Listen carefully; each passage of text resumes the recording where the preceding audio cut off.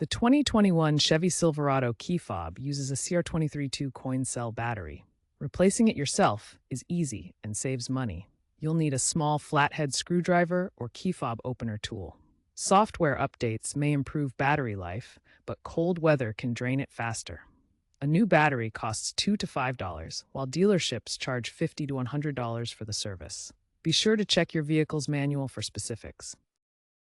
First, locate the small gap on the key fob. Gently pry the case open with the screwdriver. Identify the battery inside with the positive side up and remove it. Insert the new CR2032 battery, ensuring correct polarity. Snap the case back together. Test the fob by pressing buttons to lock and unlock your Silverado. If it doesn't work, reprogram it via the infotainment system. Use only a CR2032 battery, dispose of the old one properly, and don't force anything to prevent cracking the plastic.